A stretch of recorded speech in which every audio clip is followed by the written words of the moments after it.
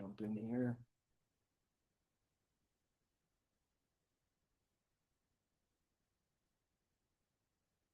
Quick little check here.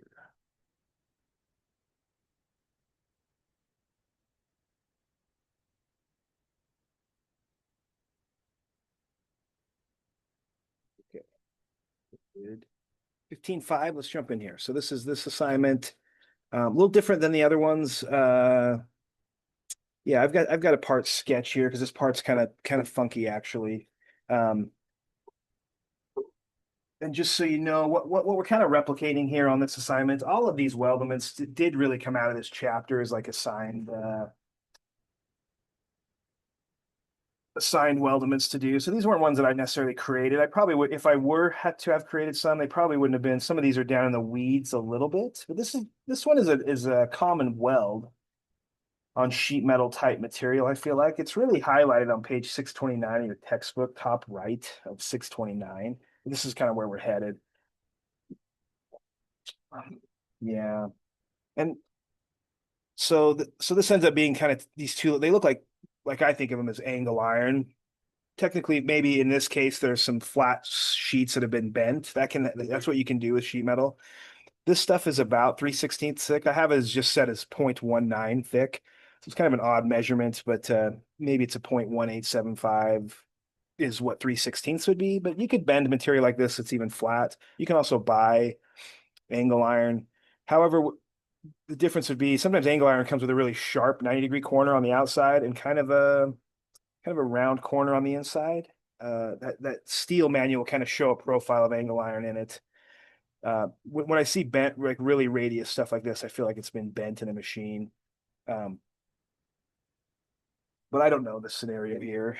What I did kind of look at, let's see, do I have um let me look up one quick little part that I was kind of messing with the part last week because I was thinking, oh, where would you see kind of this material and this weld being performed that we're going to do here? Well, this I feel like is kind of a short, like a lot of our pieces are. It's almost like a welding coupon, almost test this kind of weld and to see if their welds are if this weld is sufficient for this material or something. So it's almost like it's almost like coupons itself. But where you would see like a weld like this done is in a part that I was drawn. I just searched through my files a little bit. Let me go to Inventor and see if I can find it. I thought I saved it in my files here. 22, probably for in week 5. I don't know.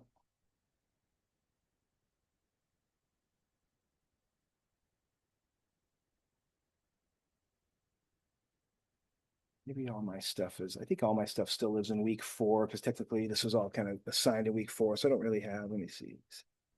I have a part here, or do I have an assembly?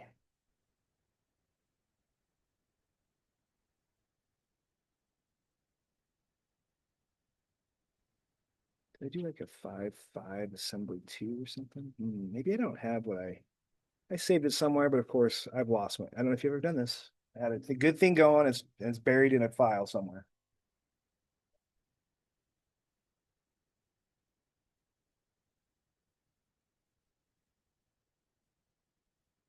I don't exactly remember where I was saving it. Oh yeah, it was like this. Oh, so let me open this real quick.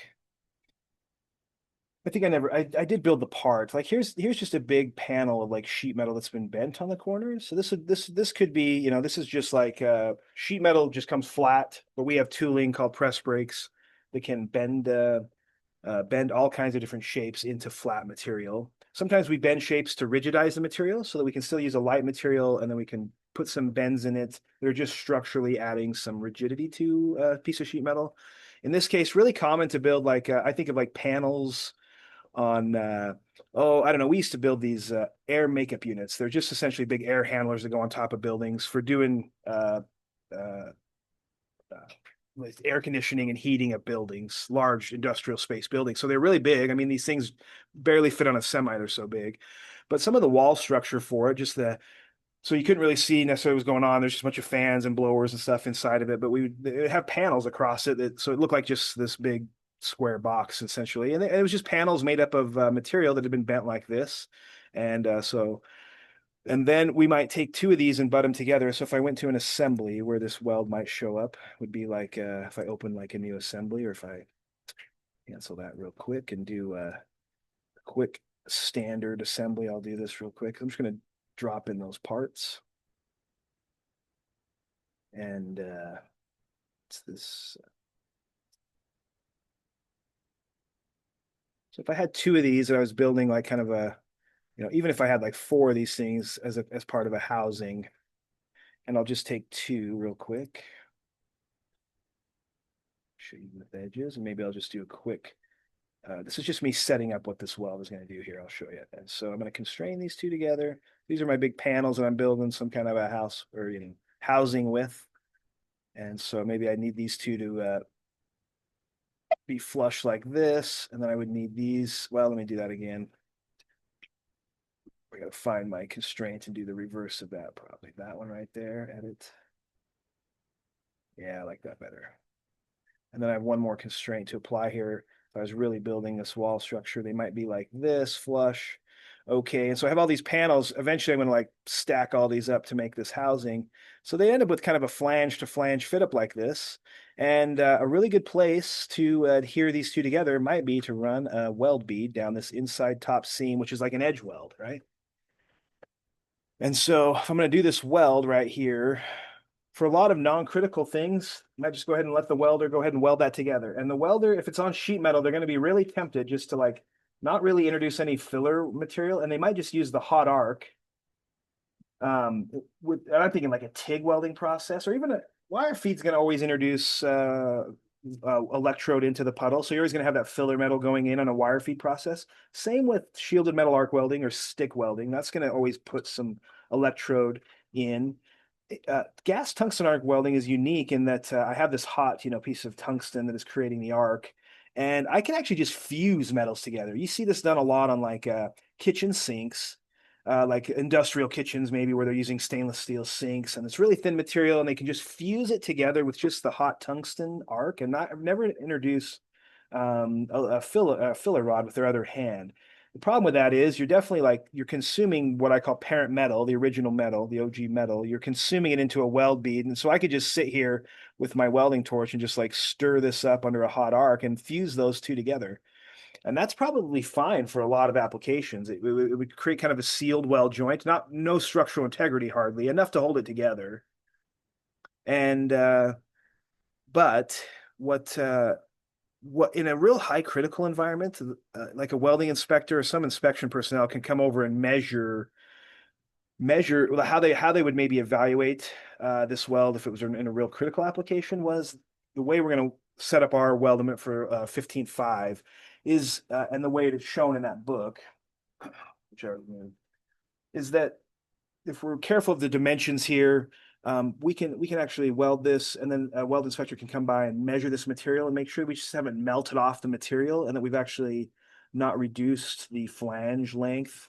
If we've just ran a hot arc underneath it and fused them together, if it doesn't meet the measurements in the weld symbol, maybe it can be a rejected weld saying, I think that we've reduced the flange length and now we have potential problems, so I can't accept this weld. So in this case, it might make the welder, even if it's under a gas tungsten arc welding, GTAW, to have to introduce filler material to maintain the lengths of this flange. So this is a real critical application. Like I said, if it was me, probably have made the weldments, you probably wouldn't have seen this one, but it is interesting to me. And there is a real application for it because this is a real weld joint. In fact, even the natural way of these, even the natural way these come together, it almost introduces that kind of flare bevel kind of a weld here on this other side. And maybe they call it a corner. What do they call it? Maybe a corner bevel or something like that. It's the opposite. Yeah. Anyway, flare bevel, corner bevel. Yeah. Anyway, like I said, a lot of these weld joints and some of the weirder symbols just kind of are used when the materials naturally almost create that type of a weld joint. So that's all. That was my setup for this weld. It's a little bit odd, but it is a real type of weld. Ours is more of a weld test. So what I'm going to do is draw this out here. Just as these short little pieces and kind of set up that same little weld joint. And so I'm going to use these dimensions here up on my other screen. And so, and then we'll talk through like what measurements are on that weld symbol. Here's the weld symbol right here. It's kind of an arrow side weld. Looks like I'm going to add 3/16 to 3/8, but that's not what that means. It's kind of weird. It's just a weird weld symbol. So here we go. Let's do this. I'm going to open up a part file here. I'm going to throw this over on my other screen, do those measurements. So here it is. Just a new part, just a new standard part. Even though this could be a sheet metal part, I will just do this as a standard part, just our normal standard. Still in inches. Yep, still in inches. I think we get into a couple that are in millimeters. So we will do a couple metric ones, which we haven't done yet. I don't think we've done a single metric drawing or even a part yet in Inventor. So I think these weldments after this one get into some metric parts. I'll just do my original sketch on the front plane here. So I'll start my sketch on the XY. Pretty standard how I've been drawing my profiles here. And so I don't know how I want to do this. Let's do this with that line command. I'm just going to blank this in. No specific dimensions yet, but it comes this way. Then if I click and hold, I can turn it up like this.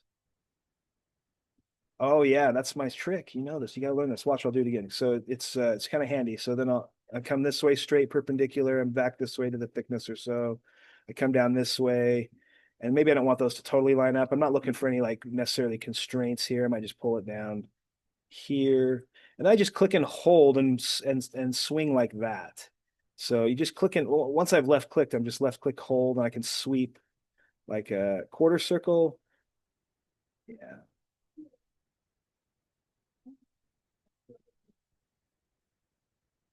Never panic. There's always so many different ways you can get same. You can extend this, you can trim this.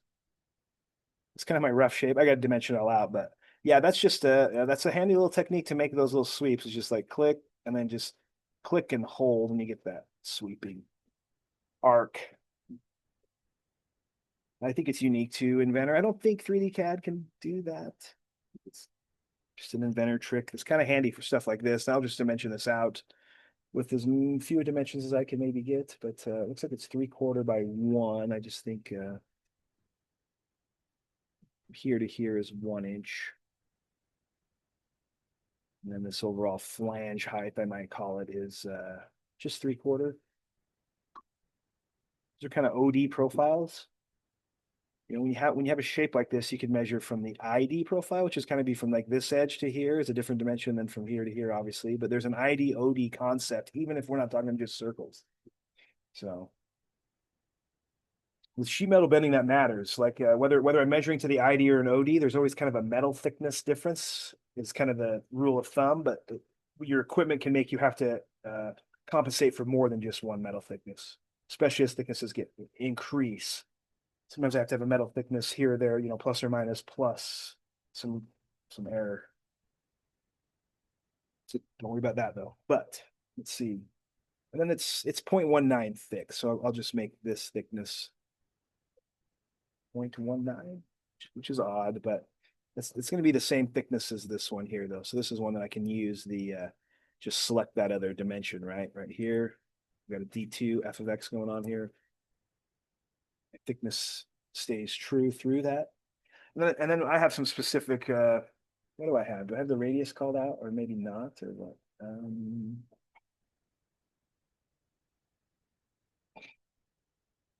0.378.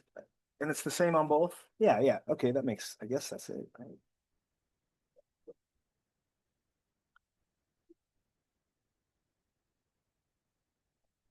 Well, that is, what drafter did that? No. Oh, funny. 378. Why does 0.378 seem really big for that? I don't think. Because it's on the other side. Oh, yeah. So this one, I got you. I got you. Thanks. Here, you guys tell me how to draw my thing. I love it.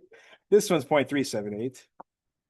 It doesn't like it because I've already got some constraints going on here. I think it already accepted that size of that one. Let's see. The way I drew it might not allow me to actually do that. I may have to have an issue. I may have an issue with my sweep. It's being controlled by those two.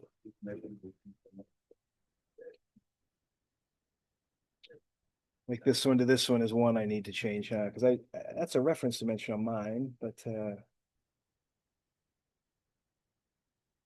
oh, I have a 0.188. This is I'm looking. So this is interesting. Okay, so maybe this is a little confusing, but it's way confusing. I have a point. I have a 0.188 and a 0.378, and I think those two line up. But I think the 0.188 is this inside one, and this one's 0.378. Yeah. So let me. I think that I just this poor drafting person here lined up those leader lines on top of each other, and you would think that person needs to go to drafting school. That you see, you already identified. That's yeah, exactly. So if I dimension this one smaller, 0.188, does it allow me to dimension this one, or is this one kind of locked in by my other dimensions? Maybe I think it's locked in.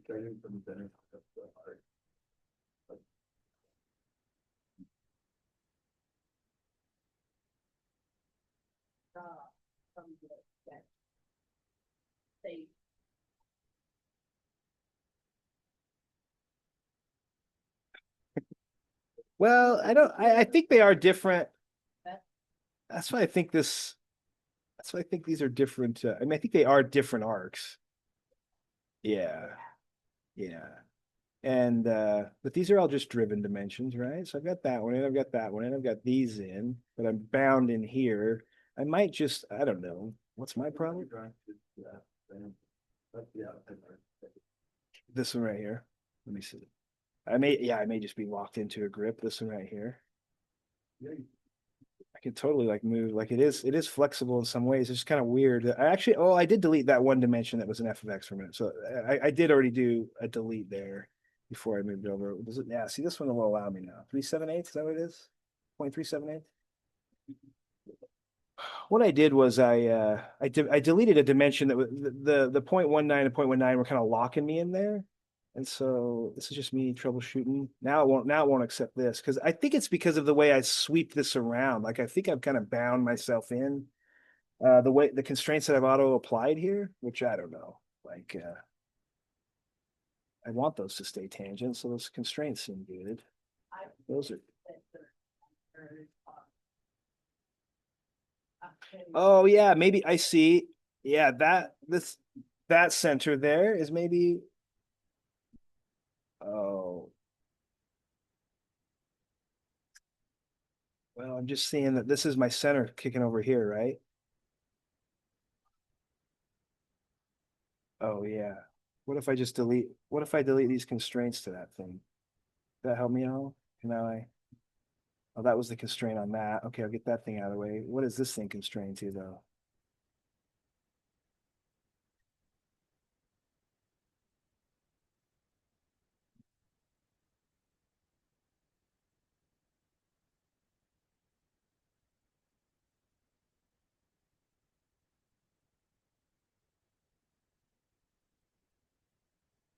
It's funny that I don't have another constraint there necessarily, even though it is like constrained somehow vertically or something. To these two are I've it's just the way I've clicked. I've locked them together. What if I take this one? Maybe what if I redo this one? And then this one, it still might have that constraint though. Oh, I know. But this is the center for this arc right here. Yeah.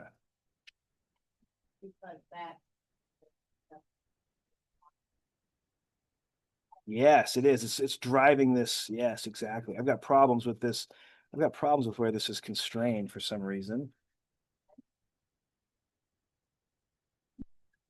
Hey, that's pretty good. That's great. It's great. I was trying to show a handy trick that turned out to be worthless.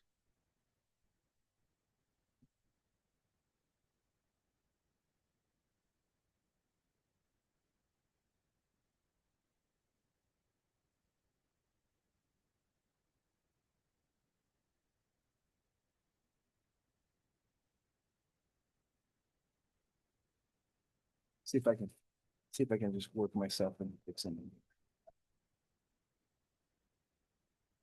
Put that finish on. Something.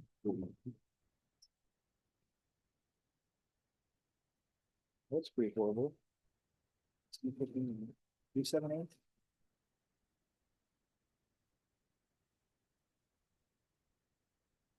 It's allowing me to put in my dimensions.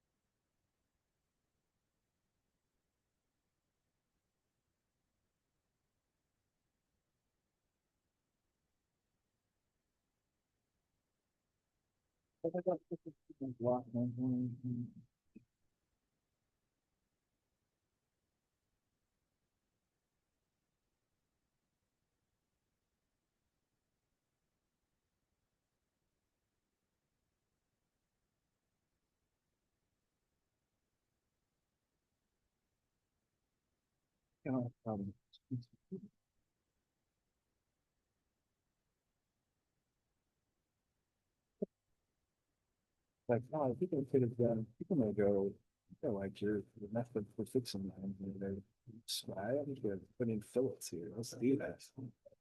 Let's do it. If there's a circle, think of a fillet right there. Let's do it.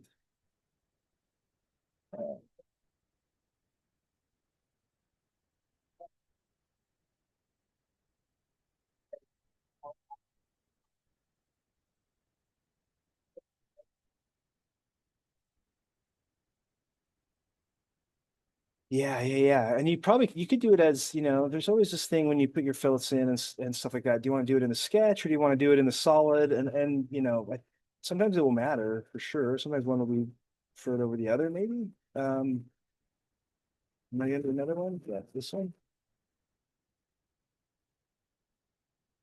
Sorry, I forgot to turn this side. I dropped it in there. I could say, all right, everybody, come back tomorrow when I know what I'm doing. But I'll continue. Hey, I think I'm there almost. I just got to add some dimensions here. I got to add a 1 inch. Well,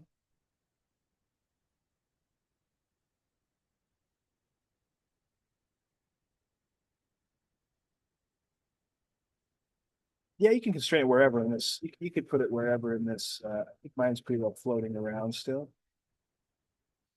Yeah, however you want to constrain it here. It's an odd shape to where you want to put it, but yeah, I could do one constraint like to do it. Constraint. Just anywhere you get it locked down in model space here in space. And those are all the dimensions. Holy cow, we got there. Yeah, yeah. So then let's extrude that thing however long my drawing says. I did add that to it, right? This 6 inches long. Okay. Let's extrude that thing 6 inches long. Maybe I'll go across centers here. 6. Love it. And then I think this is what material while I'm in this part before I save it. Oh, it's 3/16 MS plate. So it was a bent part. So it makes sense. And so why an offset, is if I just say something about this part, and at least just go if I go to the sketch again, not that I'd like to leave it behind me for sure, but it is different than an offset, and this is pretty normal. Like when you take a piece of plate and bend it, um, and I should bring up a press break and how that does, but there's a punch and a die in a press break, and on one side of this, if you think about this, when the punch comes down, like pushes on here. So this one's sitting flat, and then I push right here and I force it into like a V-shaped die. I put my metal between the punch and the die might be V-shaped, and I'm just punching. And the punch itself just looks like a long knife. Actually, they're not sharp, and they can't have a radius to the end of them, but they're just this long kind of knife edge that gets put in a press, and the bottom is maybe a die with this kind of 90-degree V shape, and so I can press this punch like in towards that die, and it bends my material into different angles that I want. And so this one would be bent to a 90-degree angle. But what it does when it does that is the punch on the top compresses the material.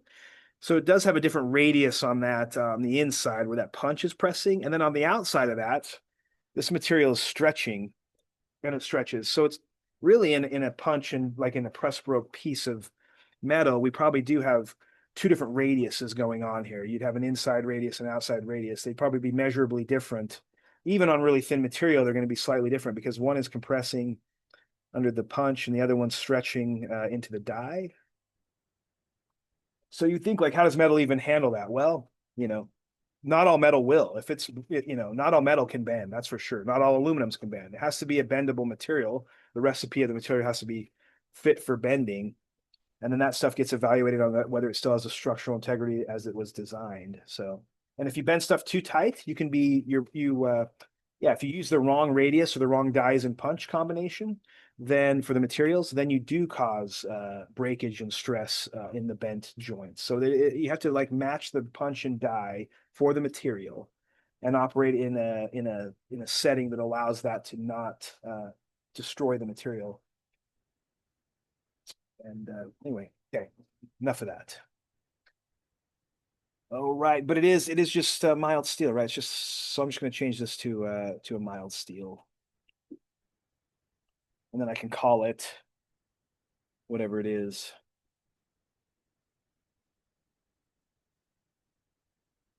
I don't have a database for steels. Like I would like to create my own ISU database for steels, because Inventor's really ready to do that. Inventor has these default steels, but really, if I'm using Inventor to match my company and what we have materials we have, we can build a library of materials that I use in Inventor for my company.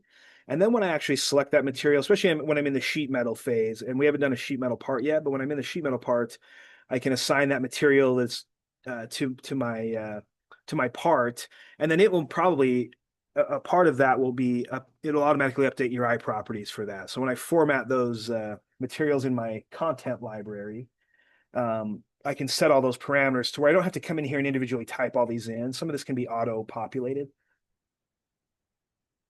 Of course, I'd have to build that library system. So I'm just using, that's why I have to come in here and fill out, oh, this is 3/16 MS plate, right?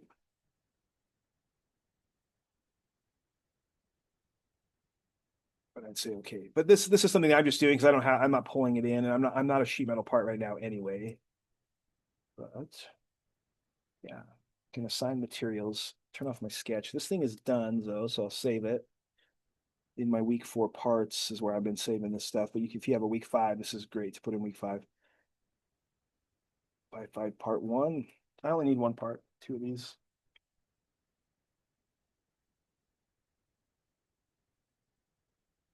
And then I'll open up an assembly. Technically, I have an assembly that's already open. I just had this junk in it. So I think I will remove this. Although someday I'll need that assembly again, maybe. But it's okay. I already have my assembly. So I've just opened up no, I don't. I need a weldment. Never mind. This assembly is worthless to me. Let's do a weldment. Yes. Let's do a weldment assembly. I don't know if there's a quick way in this. I'd have to go back in and look at the ribbon menu. For sure, when you're in a part, you can go from standard to a sheet metal part within the part. Within a weldment, I'm not sure if I can toggle between standard and weldment. I'd have to do a little check in there, but then I'll assemble those two parts here.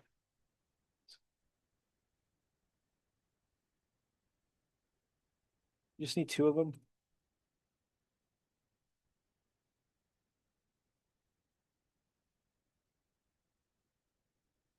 I'm going to ground in root 1.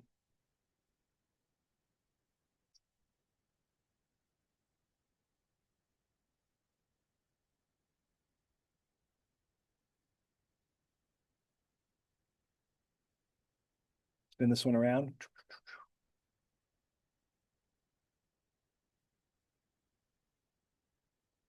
Yeah, what I use is you can always use free move right here, free rotate, and it brings up this like, or sorry, maybe it's free rotate.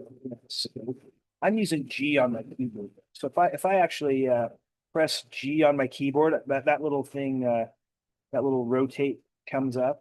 I don't know what the free move rotate is. What's that?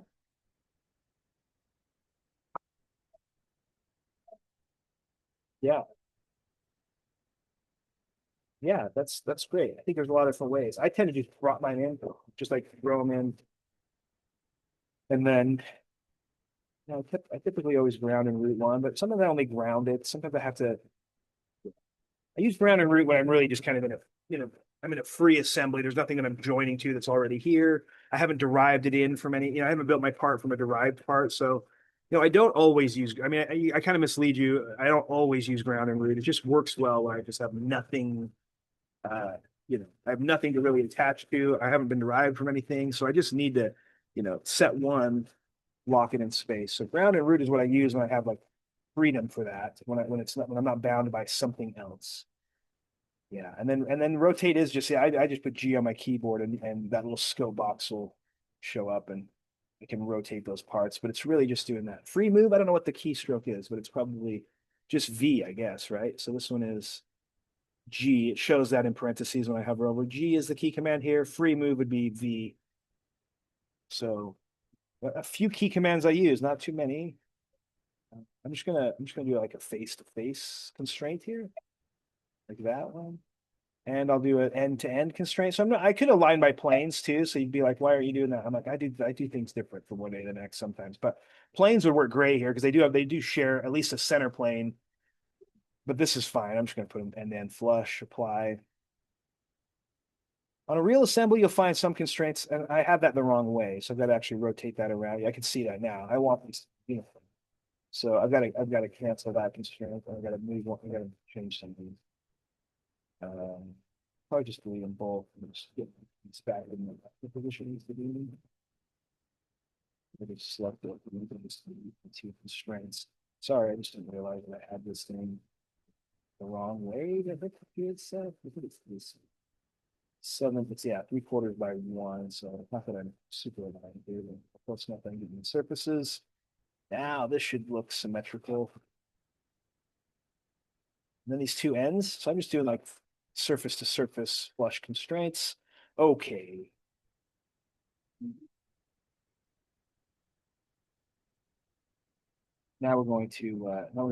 Now we're gonna weld this.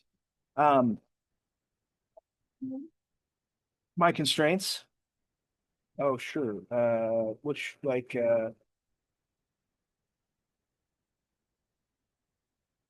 yeah, so just I only did three flush ones. I'm gonna do them all. This is my part. This one's ground and rooted, right? I can see it's got the little thumbtack over here. So I'm ground and rooted. Then I just did those constraints. So I just did like flush surface here, flush surface here. But if it's backwards like this, I just need to select the other solution. So it's not always flush. Um, in fact, I don't even think about it too much. If it's just wrong, I just click the other one. Now, if I just hit apply, my dialog box stays open, so I don't have to close it. If you hit OK, you have to reopen the screen, but that does apply that constraint. And I went end for end here, end for end. Of course, that's the wrong solution there, so I swapped it to this solution. It won't let you swap solutions. It means you have a conflict of constraints, and you have to sometimes I'll apply those ones, even though they'll say, hey, that won't work. If you hit apply anyway, maybe one will blow up and you can troubleshoot it. And you'll see it as an exclamation point.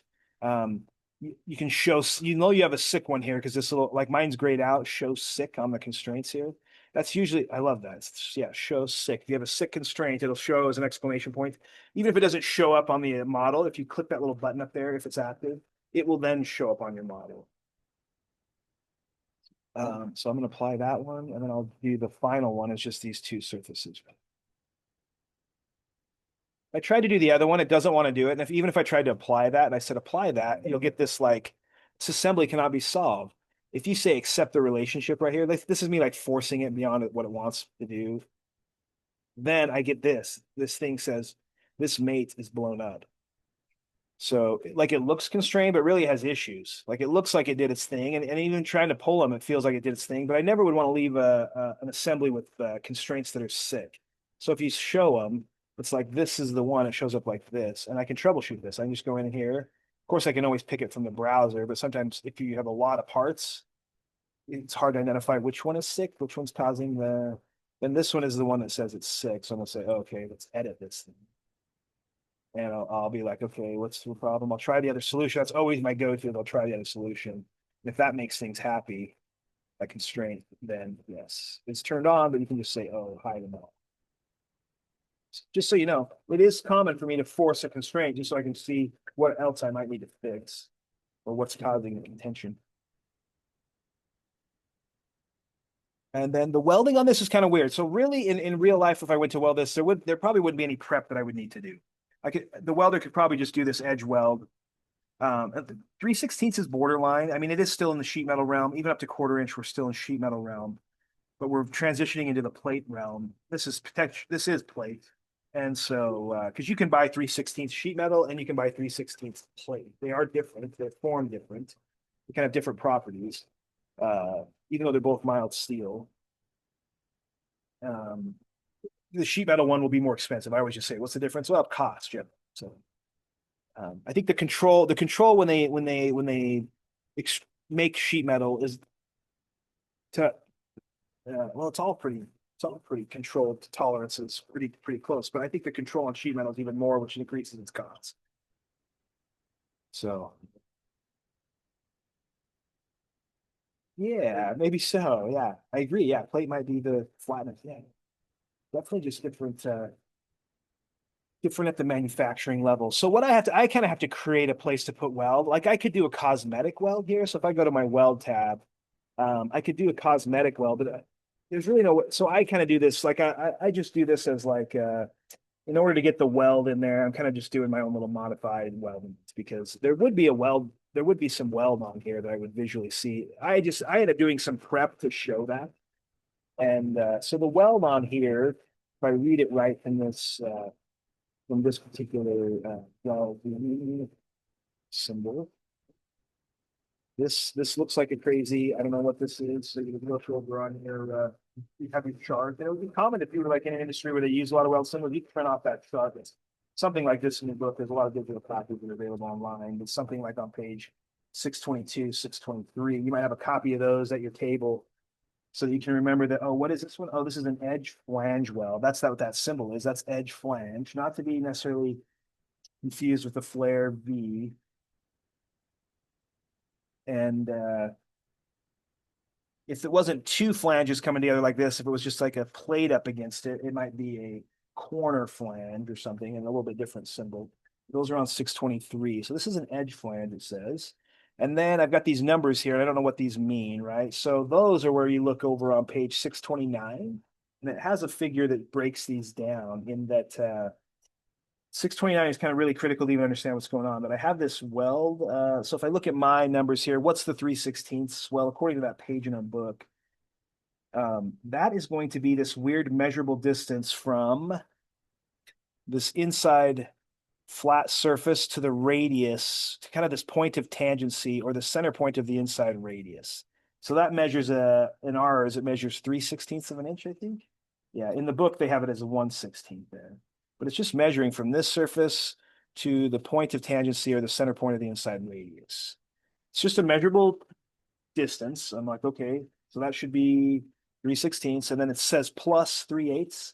And that is the distance from that same point of tangency or this inside center point to the top of the flange.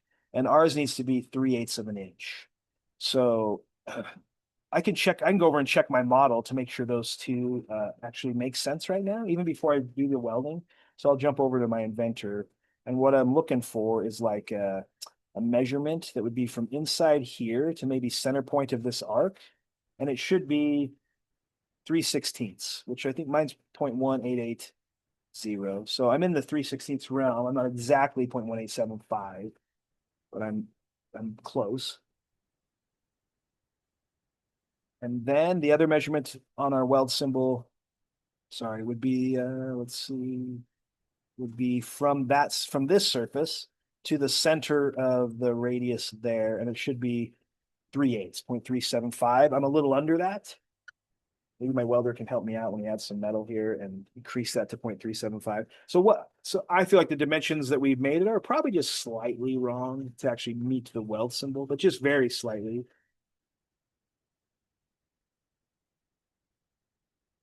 No, it's drawn wrong. Like using the dimensions from the sketch it's as close as we got here, but I could refine the sketch dimensions to probably get these to actually measure at their what the weld symbol's calling out.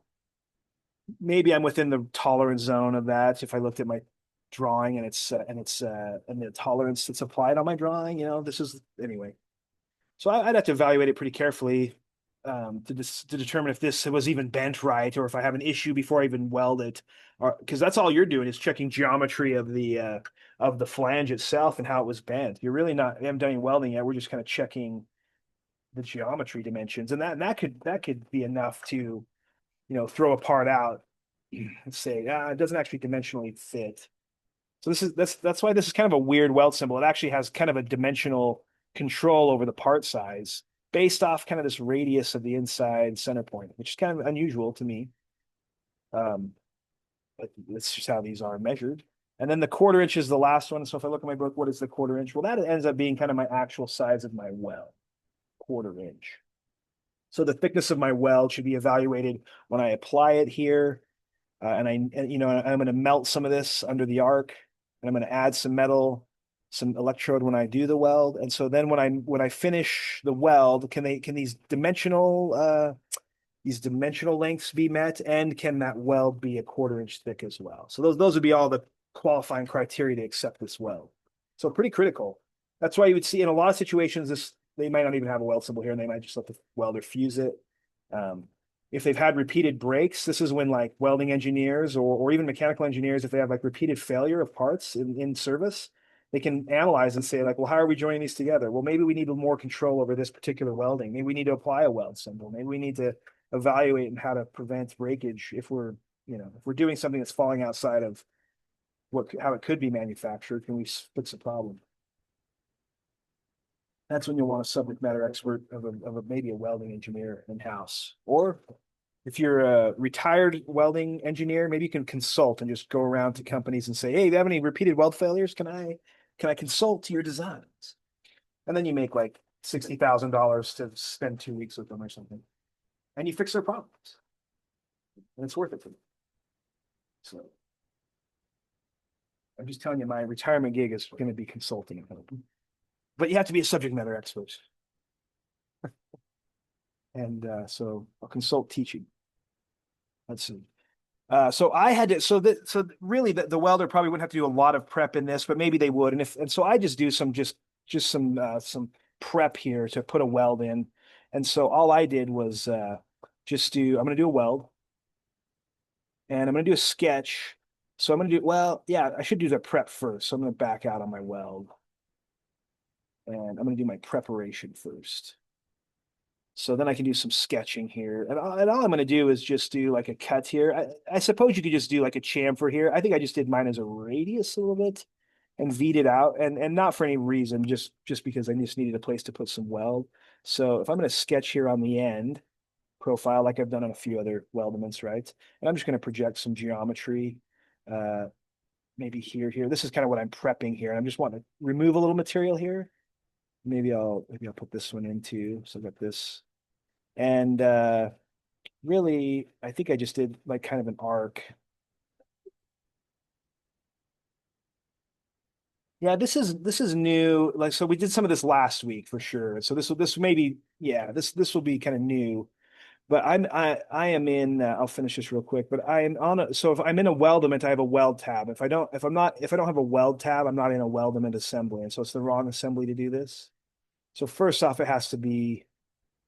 um, it has to be this weldment assembly.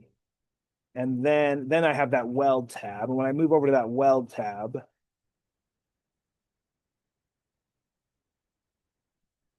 then I have from left to right, I have my first thing is preparation, which kind of is how I would prep parts before I do the welding. So right here, I'm going to cut. I'm going to do some extrusion cuts of material within the assembly. So it doesn't affect the part in the part file. It affects the assembly only here. And so this preparation I'm due, and then I just did a sketch. When I go to the preparation tab, there's a start sketch here, kind of like you're in a just part sketch. And then I started my sketch on the end of my part here, which could be this end too. It wouldn't matter which end I'm drawing this on. Could be that end, could be this end. I just picked an end here. my front view end, but so I started that sketch on that end, and then what you have is kind of a mini little. It's kind of familiar with what you're seeing in a part files. That you have your sketching parameters when you're in that sketch. The only thing is the model browser is different, right? It grays out when you're into preparation mode. It kind of grays out the rest. When you're into the weld mode, it grays out the rest. So you're kind of in like these edited modes of the assembly. Because when you're in an edit mode, it kind of grays out what you don't have access to touch on your model browser. So if your model browser changes like this, you're either in a sketch edit. In this case, it's because I'm in a preparation edit, and so I'm in this. So I started this sketch here. So this lives. So unique to this assembly, weldments is that they have this preparation tab and they have this welding tab. And so anything that I do in here these sketches are gonna fall under this tab, whereas my normal parts start from here down. So I'm in this sketch, and I'm going to edit this sketch. I think I'm actually in my sketch. I'll edit sketch right here. So now I'm actually back in my sketch of my prep. And I don't know what, I just wanted it to be, I don't know, if I used an arc or something and select start of arc, maybe here. I'm going to constrain it to that line. Select the end of arc. I'm going to constrain to this endpoint.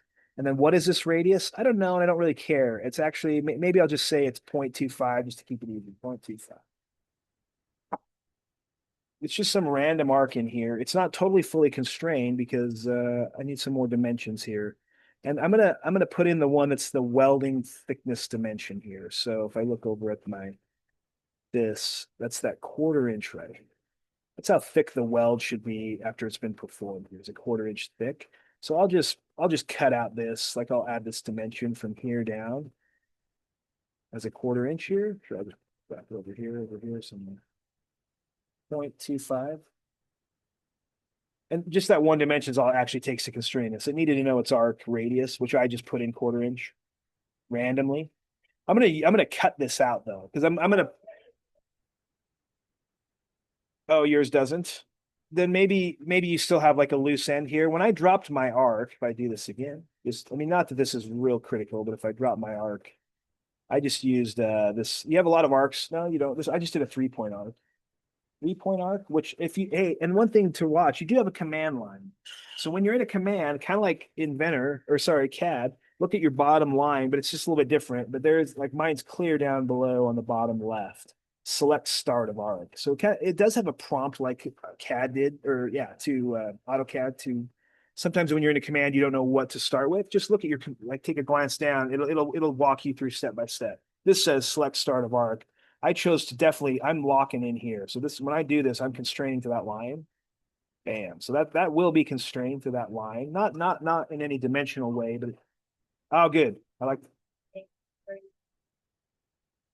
Yeah. Oh, right here. So then you would have to do a coincident constraint to the corner. Because what I did is I went down here till that green, so I know that I'm to the end point of my line is projected.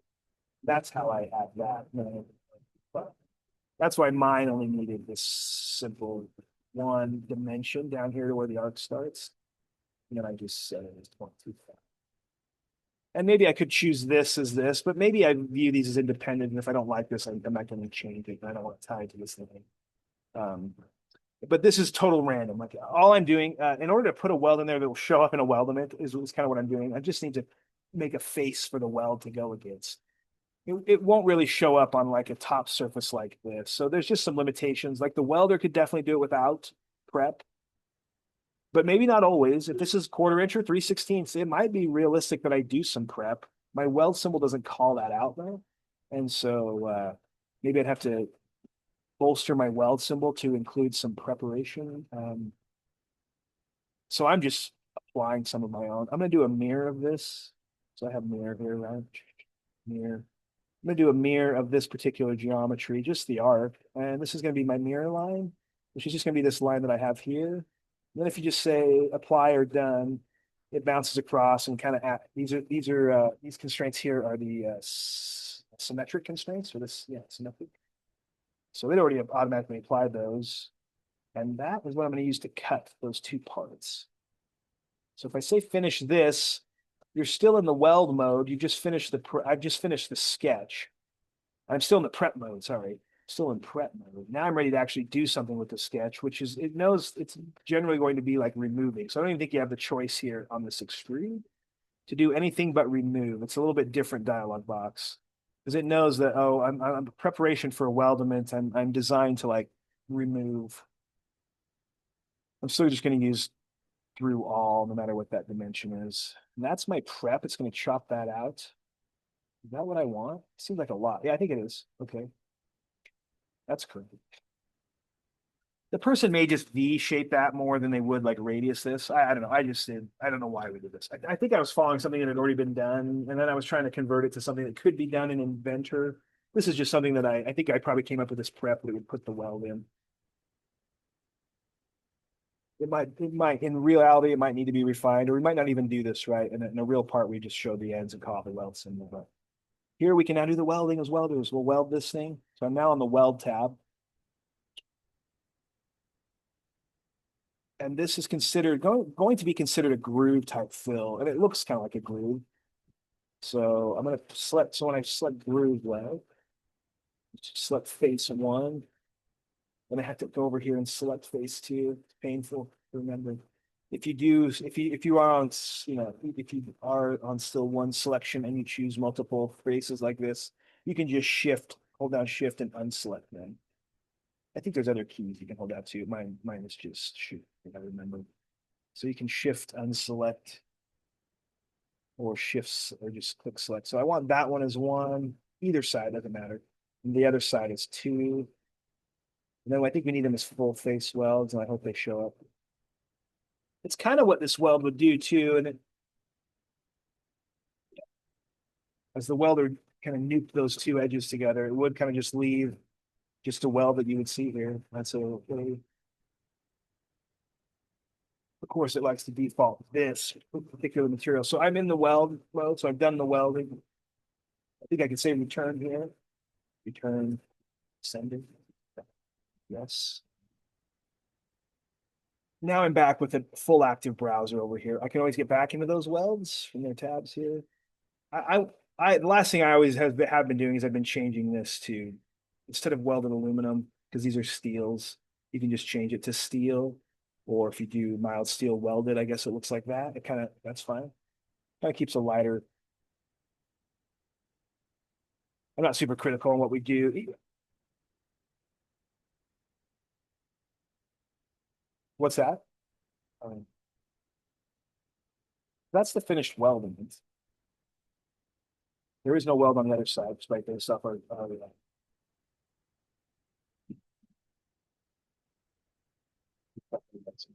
so this thing's ready for drawing. And I can just check the I properties. This thing will just be called, I don't really call it anything. But you could say it's, welding key conical, I've been calling some of mine. Or maybe I'll come back and fill out the description in a minute. The physical properties can probably be updated here.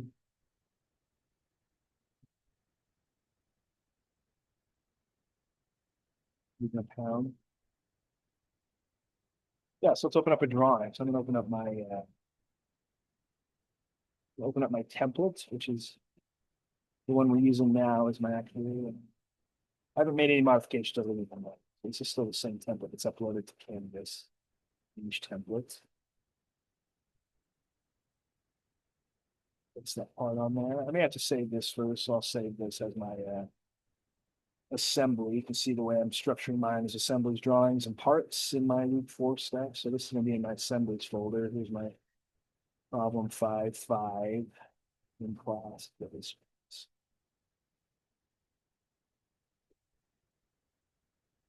Now I've got to save assembly. Here's my drawing. I'm going to go ahead and save my drawing before I mess up my template.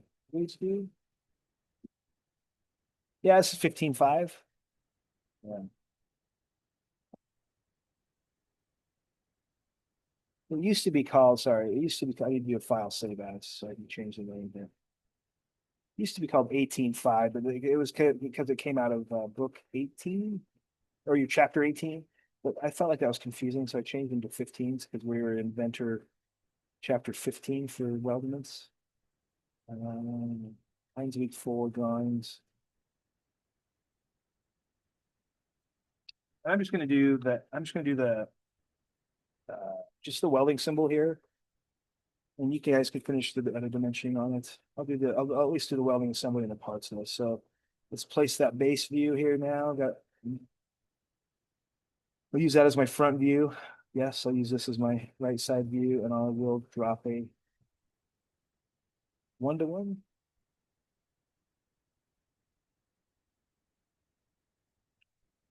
I can do hidden lines here, I guess. Yeah.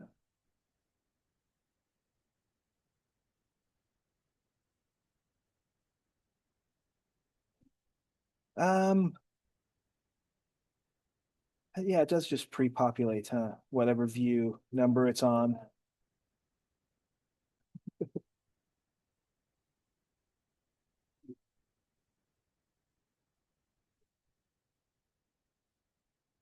I think I discussed my things that I want to.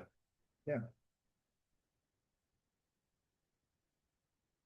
If your views are off, like your front view wasn't front view. Oh, let me see. You're probably not ground and rooted in the assembly, like so that you're like symmetrical in the assembly. So, you know, I bet.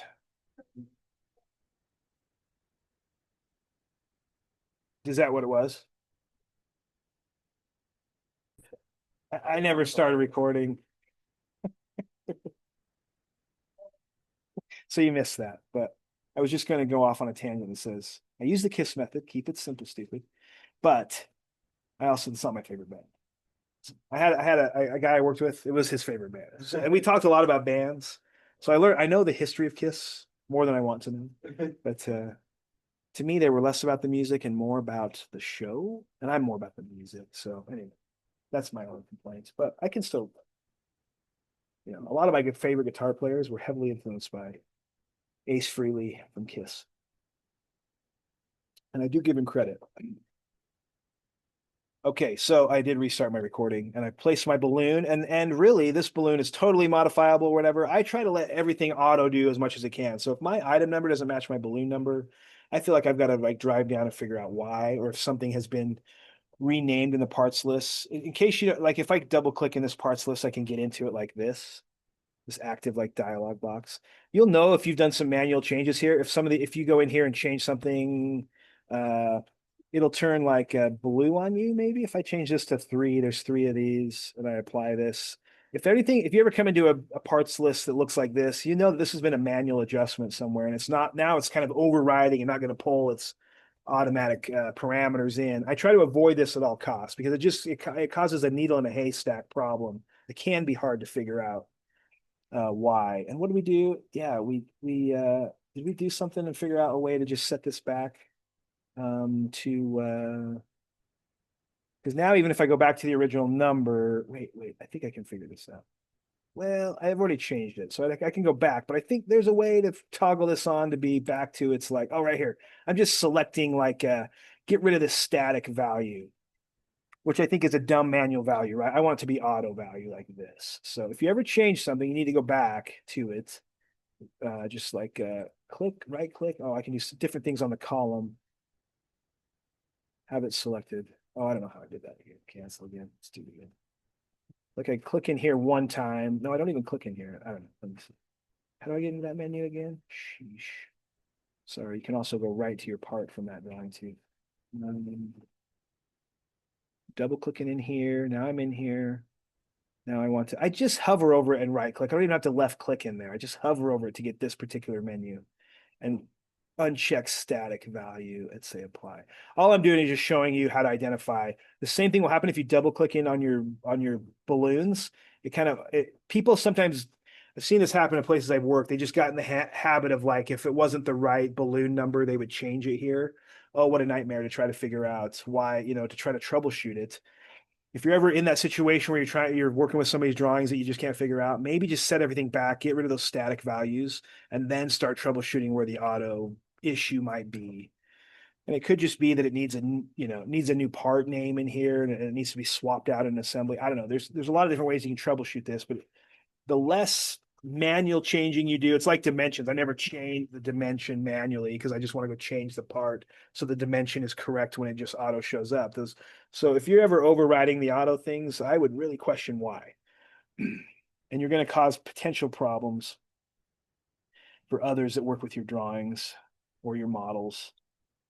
And so that's it. It only needs one. I know there's two parts there, but I just point to one, and let's do the weld symbol now. So that was the last. So I like actually how my parts list is coming up.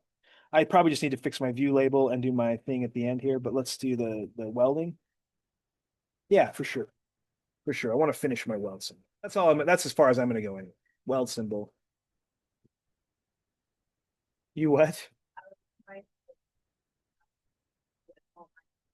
Yeah.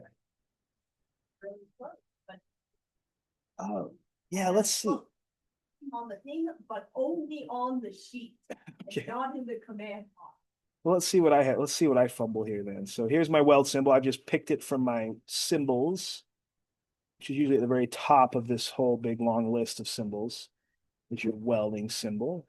And that's why I have one place. Click it. And I'm just going to double click this to place it, and it's going to open up the weld symbol dialog box.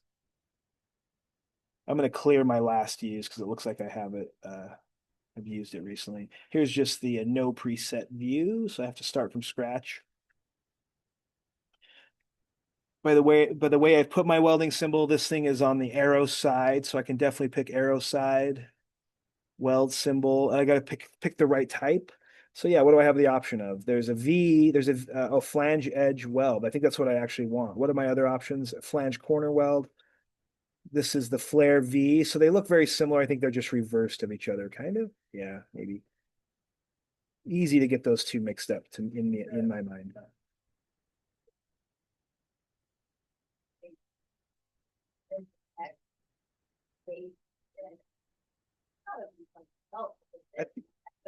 I think, I think this is the one I want. Yeah, I think this is this is the one I want, right? Yep, this is the one I chose. My flange corner, flange edge, sorry, flange edge. It automatically applied the quarter inch. Maybe that's because I don't know. I can't, maybe it's just a default that shows up. I don't know if it's picking up. Did yours not do it? Okay, I don't know why mine did. I'm not worried about it too much, but we have all of these parameters to set. Here's my first. I don't know if that's the root, they call it here, the height. This is what's confusing, is I think sometimes Inventor uses maybe some different terminology than maybe the AWS terminology might be. So you have to be a little bit careful. And you'd have to remember that, oh, okay, so it's weird that this is called root, because really it's the dimension here from this up to that center point of the inside radius. That's what this first, this one being a prefix, which is a little bit of an outlier. We haven't even used any prefixes on our weld symbols yet on the sizing, but this is definitely sizing. It's just three different things for sizing, and some of them are just material lengths, right? So this one here is 3/16, and I can put fractions in. That is just the dimension from center point here to top of surface on the inside there. Then we were by 3/8, which was from that same point to the top surface before it was even welded, really. And then we needed kind of an overall weld height, and ours is quarter inch, isn't it? Yeah. So I think it's quarter inch. Then when I apply these, that's the correct weld symbol. It jumps you to the next one. It just feels like you're gonna like be putting a bunch of weld symbols in here, but that's all I need to do. So escape it, and that is the weld symbol for this one. And how to interpret what's going on. Kind of a weird one. And then like the last thing, and then I will be done. The last thing is maybe just to fix this view. Like the only thing that's showing up, like if you double click in here, it's tempting to want to do this too, but I'm also just bringing in automatic stuff. I got the view identifier is pulling from the view label properties on the current drawing and the view identifier box, which doesn't mean you know where that is, but that is a place on your drawing somewhere that you could enter. The scales being pulled from view label properties, current drawing, and the scale property. And the description is being pulled from the standard eye properties of the primary model assembly and its description. So if I go fill out the description on my assembly, it'll auto-populate, which I can just say welding. Then the mass is being automatically updated as long as I've done the physical updates. So what I'll say is okay. So I can fix the like view 25 isn't exactly. I could change this to be the actual assignment number. So if I to change that one where it's found right currently is right here, edit the view. You gotta have the red box show up to edit this view. This is the view identifier. It's buried for sure. It is a really common box to have access to anytime you drop a view. So it's not that buried back. It's one you're used to seeing, but like I could change this to say it's CAD 1122 problem. Do I use all capitals? Maybe problem 15-5, right? If I say okay, it's just taking over the last my view. Pretty standard to have the name be actually the assembly that's probably there. And it's pretty standard for if you're on a part detail of your sheets, it will have the part name or number. And then to get that description, I'm just going to bounce over to the assembly, which is here, and it's pulling the I properties, which is right here. And it's on the project page for whatever reason. Here's the description box. And just something like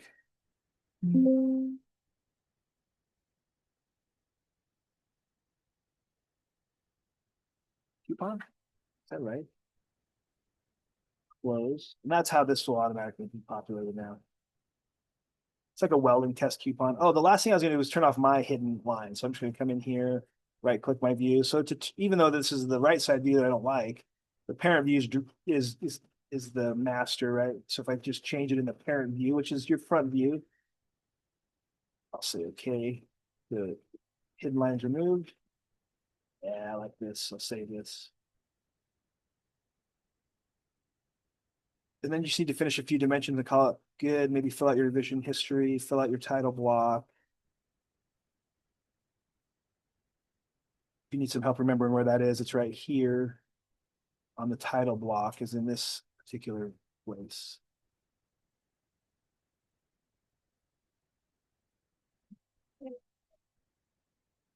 Oh yeah, so the mass is going to be funny on you for sure. Anytime you do any little adjustment, the mass disappears. So where it is, where I'm actually getting that to update is like if I go into that assembly, you can probably do this from the drawing too, but I always just go show it like where it is in the assembly. It's right here on the iProperties and way down on the physical tab. You just hit update right here, and then it will update the mass. And then you close it out. Where I really check that is when I'm going to make a PDF and I make sure that this doesn't say NA. It'll always say NA if you've done some small change or even opened the part or the assembly and closed it. It's a little bit annoying. I just really double check those right before I do my PDF creation because they frequently flicker off on the inventor drawing. And it's really annoying when that happens and you make a PDF and everybody's like, well, what's the weight of that? And you have to go redo it. But that's it, you guys. Just a few more dimensions that you would put on, fill out your blocks, and call that one good. Serious, got it.